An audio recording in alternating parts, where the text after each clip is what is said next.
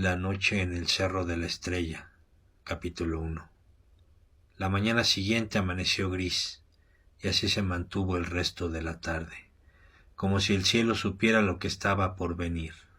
Felipe llegó puntual a las 10, con su habitual chaleco de cuero, botas relucientes y en esta ocasión una mochila que parecía pesar más de lo que su tamaño sugería. Cerré mi negocio. No dijo mucho, solo me miró y asintió. Yo, con el corazón latiendo como tambor de guerra, subí a su camioneta sin hacer preguntas. El camino al cerro era estrecho y serpenteante. A medida que ascendíamos, la señal del celular desaparecía y el sonido se volvía más denso. El aire era frío, pero no era un frío común, era un frío que parecía tener intención, como si quisiera colarse por los poros y sembrar inquietud. Al llegar, estacionó la camioneta y descendimos de ella. Felipe bajó sin decir palabra. Caminaba con paso firme, como si conociera cada piedra, cada árbol, cada sombra. Yo lo seguía tratando de no pensar en las oscuras historias que había escuchado sobre ese lugar. Luces que flotaban en la oscuridad, voces que llamaban por tu nombre, figuras que se desvanecían al ser vistas. Después de unos minutos de caminata me advirtió al pasar cierto punto que debía dejar de rezar y evitar cualquier pensamiento religioso. «Podrías atraer algo que no quieres conocer», dijo con voz grave. Asentí, sin entender del todo, pero obedecí. Al llegar a la llamada Cueva del Diablo, Felipe trazó un círculo con sal alrededor de mí, marcándolo con lo que él llamó vara virgen. Me miró con seriedad. «No salgas de aquí por ningún motivo, tu bienestar depende de ello». Se volteó y dio unos pasos hacia la entrada de la cueva. «Aquí es», dijo sin mirarme. «Aquí es donde se abren las puertas». «¿Puertas?», pregunté con la voz temblorosa. «Entre este mundo y el otro», dijo. Luego me dio la espalda.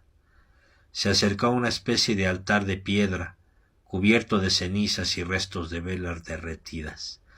Se detuvo frente a él, sacó de su mochila una pequeña caja de madera y la colocó sobre la piedra.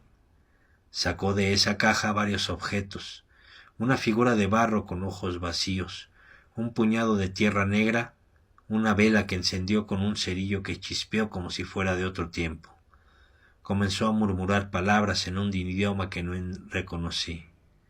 El viento se levantó de repente, girando en círculos como si respondiera a su llamado.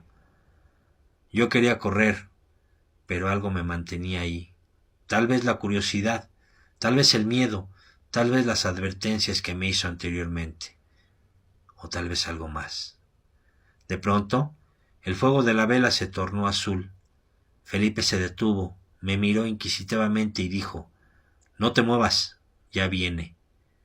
Y entonces lo escuché. Un susurro lejano, pero a la vez claro. No venía del viento ni de los árboles, venía de abajo, de la tierra, como si algo se estuviera despertando. «¿Qué es eso?», pregunté con la voz quebrada. «Él», respondió Felipe. «El que no descansa», dijo. Me quedé paralizado. El suelo bajo mis pies parecía latir como si tuviera un corazón propio. Las sombras entre los árboles se movían, pero no había nadie, o al menos nadie que pudiese verse con los ojos.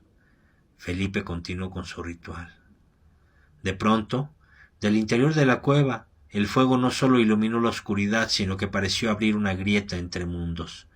De esa grieta ardiente emergía una figura que no caminaba, sino que parecía deslizarse como si el suelo no lo tocara del todo.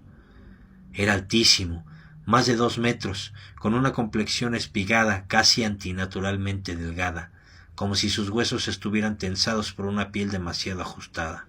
Su rostro era alargado, de pómulos marcados y mandíbula estrecha, con una piel de tono cenizo, como tierra seca mezclada con un humo negro. Los ojos, completamente negros, sin iris ni blanco, parecían pozos sin fondo que absorbían la luz.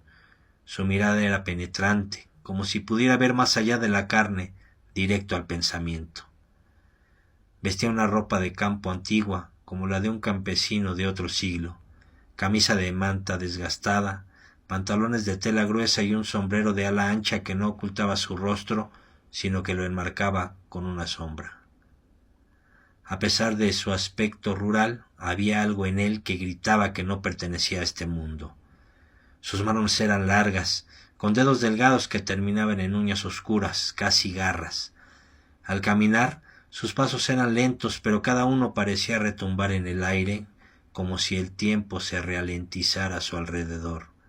Su presencia traía consigo un olor a tierra quemada y alcohol, y el aire se volvía más denso, más difícil de respirar. Cuando habló, su voz era grave y burlona, como si cada palabra estuviera cargada de siglos de desprecio. No era solo un ser extraño, era una entidad que había sido invocada muchas veces antes y que sabía exactamente lo que era el miedo humano. Saludó a Felipe con respeto, y éste, sin decir palabra, hizo una leve señal hacia mí. El ser me miró con una sonrisa burlona. «¿Qué tenemos aquí?», dijo con voz grave y juguetona. Quise cerrar los ojos, pero algo me lo impedía. Se acercó lentamente observándome sin parpadear. Al llegar al borde del círculo, se detuvo. No podía cruzarlo. Lo rodeó como un depredador que no puede alcanzar a su presa. «Vaya cobarde que me has traído esta vez, ¿eh?», le dijo a Felipe. Felipe negó con la cabeza, sin mirarme. «No lo traje para entregártelo». El ser soltó una risa seca, como si disfrutara del juego. Yo, temblando, solo podía recordar las palabras de Felipe.